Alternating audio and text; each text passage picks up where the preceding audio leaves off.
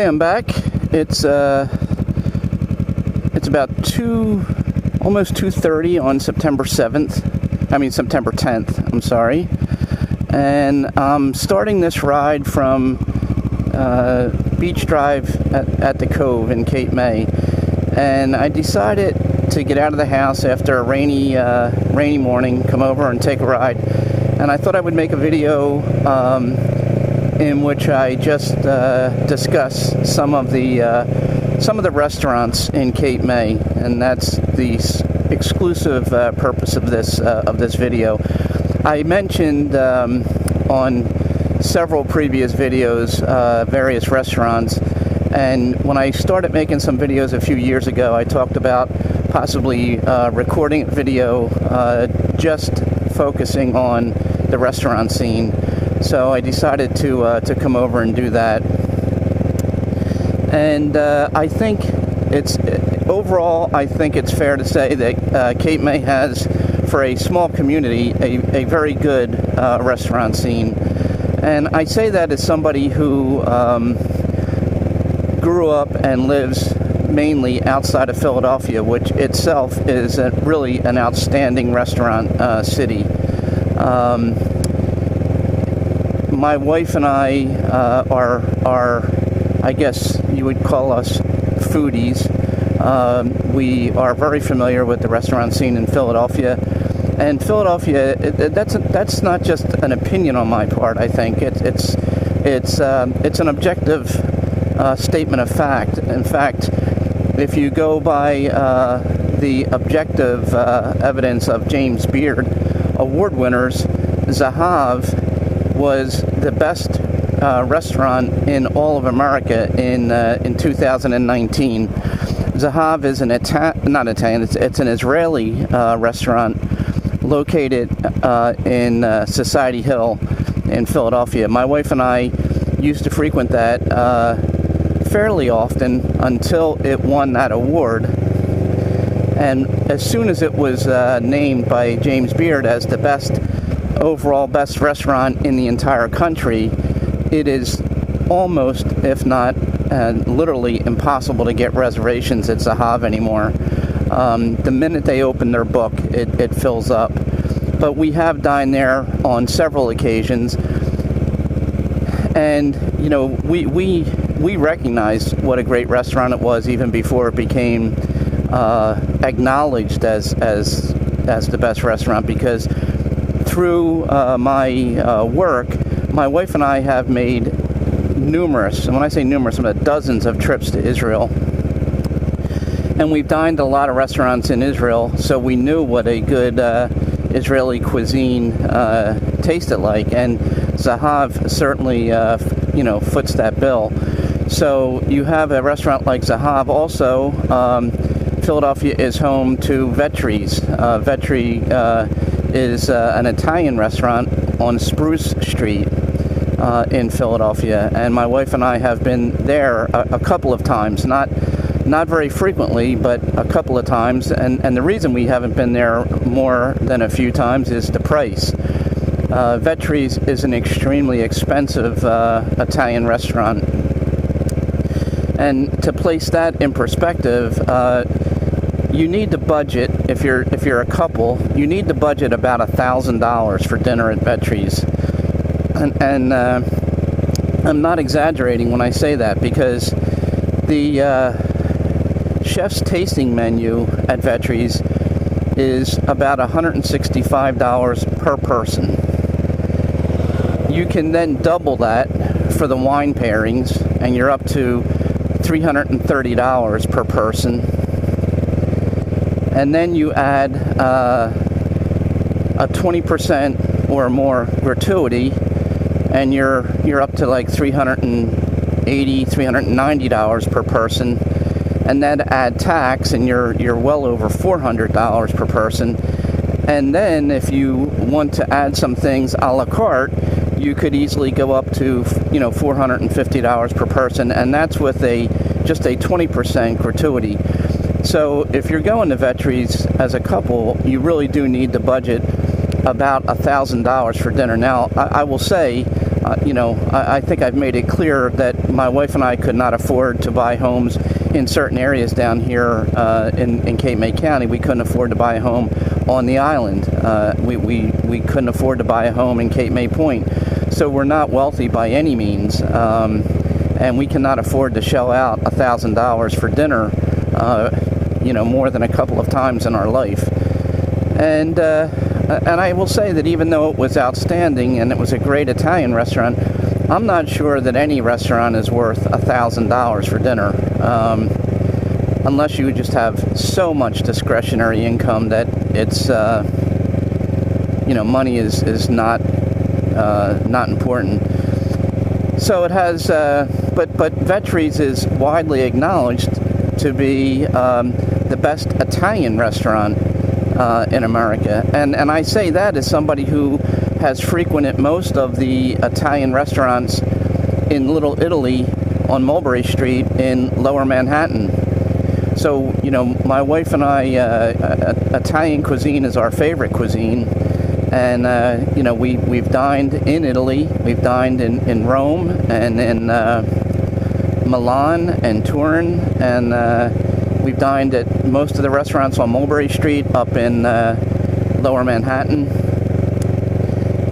And so I think we have a pretty good informed opinion of what a good Italian restaurant is. And Philadelphia has not just Vetri's, which is a very fine dining establishment, but Philadelphia is filled with a lot of very, very small, tiny BYOB Italian restaurants throughout South Philadelphia. So anyway, the purpose of this video is not to discuss Philadelphia, it's to discuss the restaurant scene in Cape May.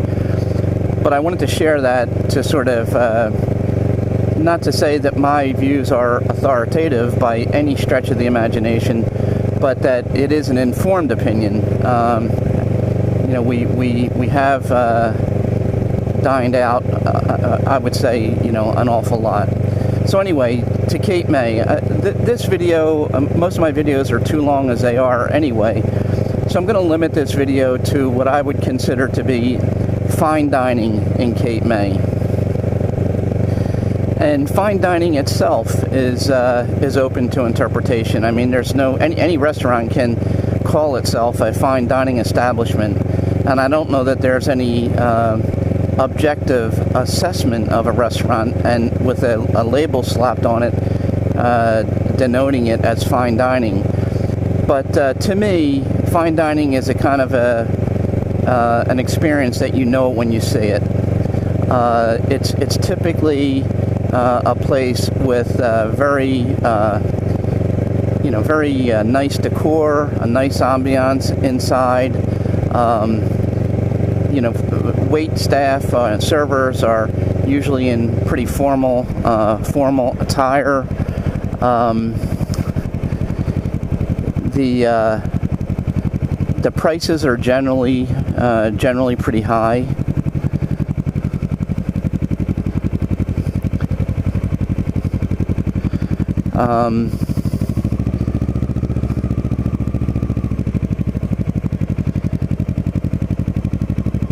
And it's what you would expect. I think most people would. It's a white tablecloth kind of settings, and you sort of know you're in a fine dining restaurant when you see things like when wine is served is a good example. The wine will always be served from the right-hand side of the guest. The server will move around the table clockwise, serving all the women first, even if it means bypassing and going around the table the second time. They'll serve the women first, followed by the men, and the last one will be the person that ordered the wine.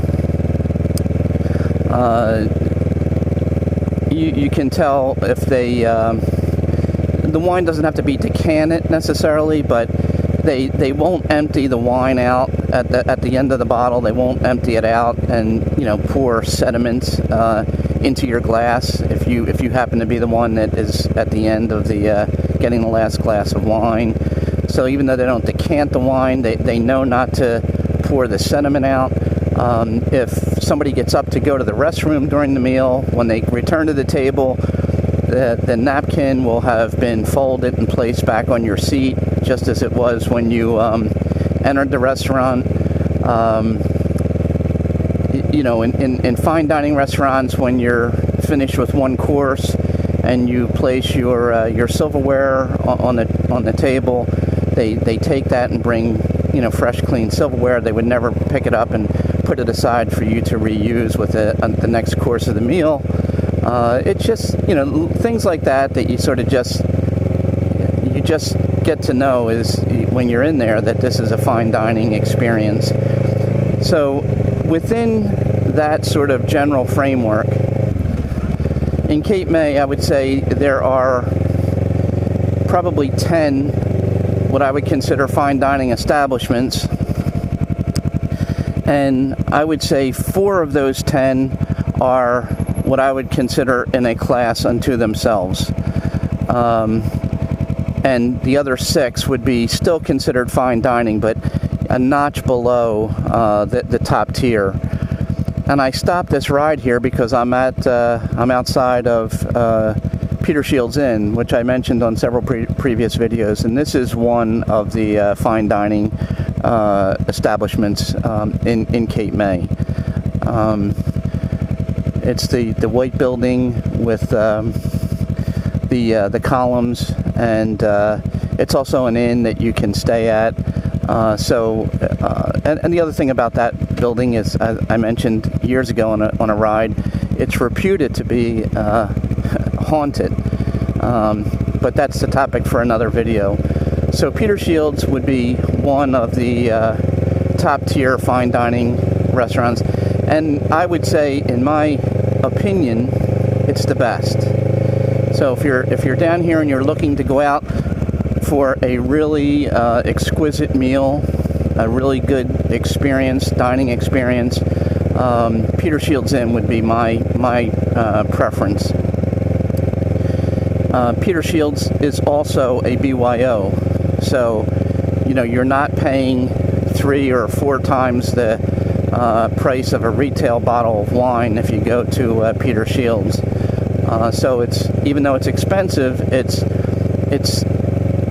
I think it's reasonably affordable. Another top tier fine dining restaurant in Cape May would be the Union Park restaurant in the Macomber Hotel, and I pointed that out on my previous ride, I think. Again, the Macomber, similar to Peter Shields, is a BYO, so you can go there and bring your own bottle. The prices are fairly high, as they are at all these top tier fine dining restaurants, but you're not paying exorbitant prices for the wine that you're having with your dinner.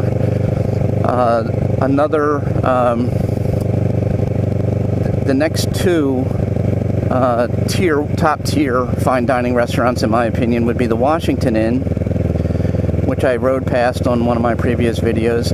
That is not a BYO, so you should expect to pay more for a meal at the Washington Inn than you would at the Macomber or Peter Shields, simply because you're going to pay much more for the wine at the Washington Inn. But it's still a very, very good experience and a very good restaurant. And the last of the 4 that I would put in the top tier of fine dining establishments in Cape May would be the Ebbit Room in the Virginia Hotel. It's part of the Cape Resorts Group, which owns Congress Hall, the Virginia Hotel. I mean, they own a lot of, they own Beach Plum Farms. They seem to own a third of everything in Cape May. But it's right there in that building, Union Park Restaurant. And if anybody's interested in any of these, they can always go to the websites and look them up. So the top 4, in my opinion, for fine dining establishments in Cape May would be Peter Shields, Washington Inn, Union Park, and the Ebbit Room. Now,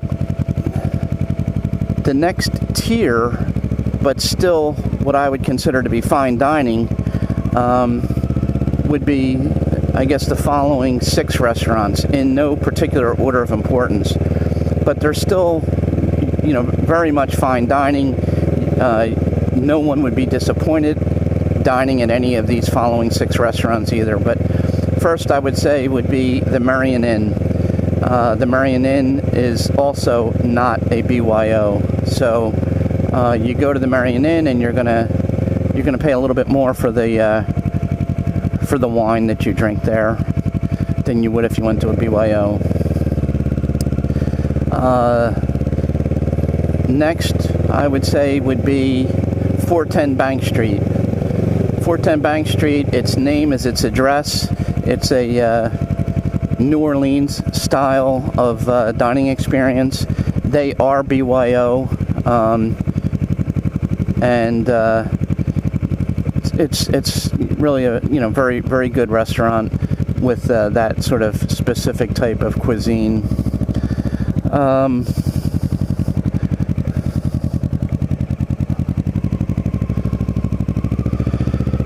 In addition to 410 and Merion Inn, I would say Oyster Bay falls into that category as a fine dining establishment. Oyster Bay is on Lafayette Street, across from the Acme in town, and it is not a BYO, but it's still, all of these are worth the experience.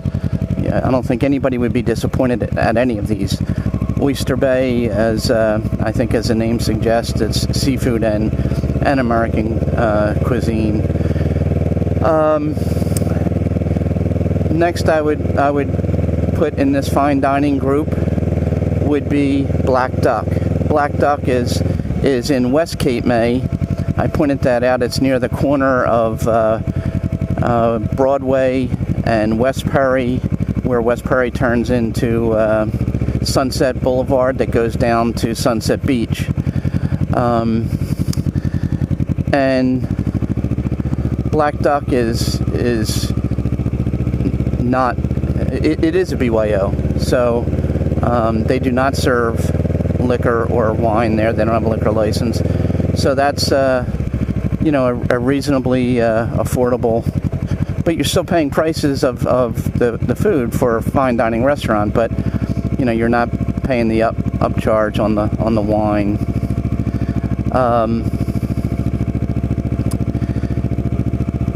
I think this place I'm coming up on, Finn's, would be considered a fine dining restaurant, and this is not a BYO, so you would pay for the upcharge on the liquors and the wine. The next one I would include as fine dining would be on the next block here, which would be Tisha's.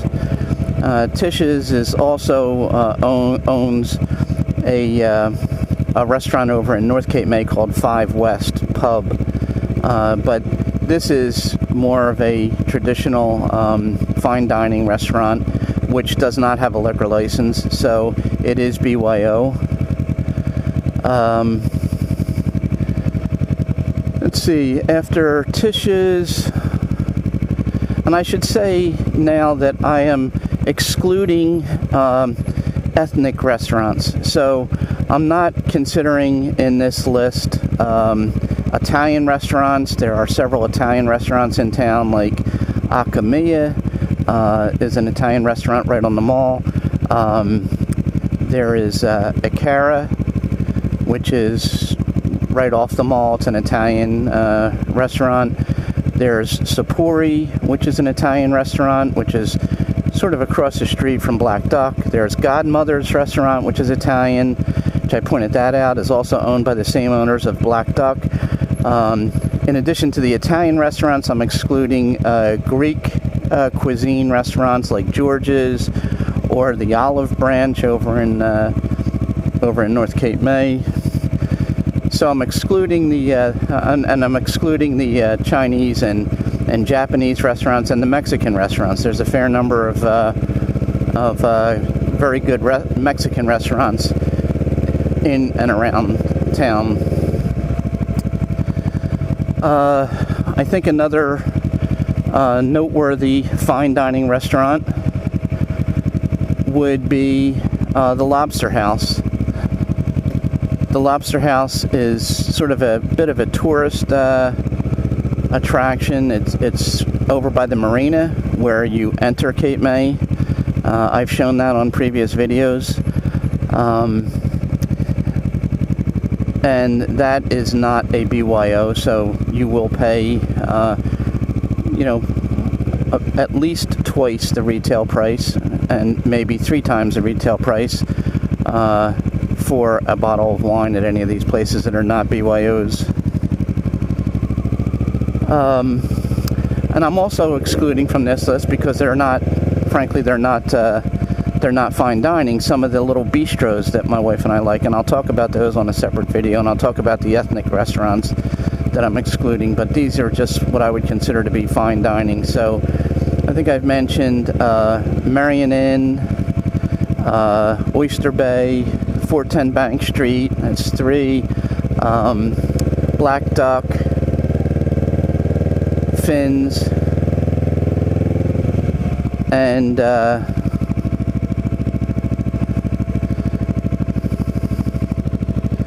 the Lobster House. This is the outdoor dining for 410 Bank Street, by the way. And that's the entrance to 410 Bank. So that's 10 restaurants that I think are what I would consider to be fine dining restaurants,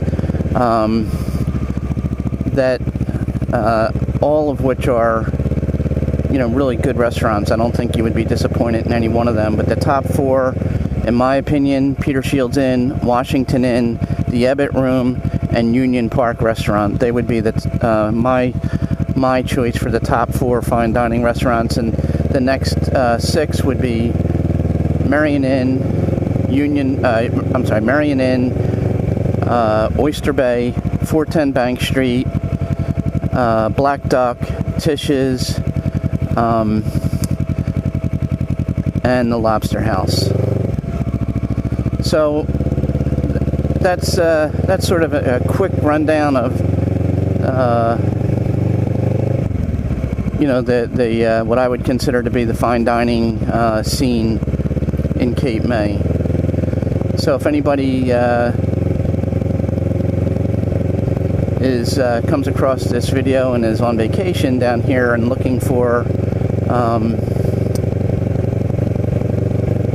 some places, those are the ones that I would recommend. You really would need to sort out between the BYOs versus the ones that are not BYO, but that's it. And I hope this was a little helpful. My list is certainly just that. It's my list. It's not authoritative by any means. And I don't know that there's really a bad restaurant that I've ever been to down here, but I think I've been to all of them. And as I said at the outset of this video, I think I have an informed judgment, and that's sort of it. So I hope this video is useful to somebody, and thanks for watching. Take care.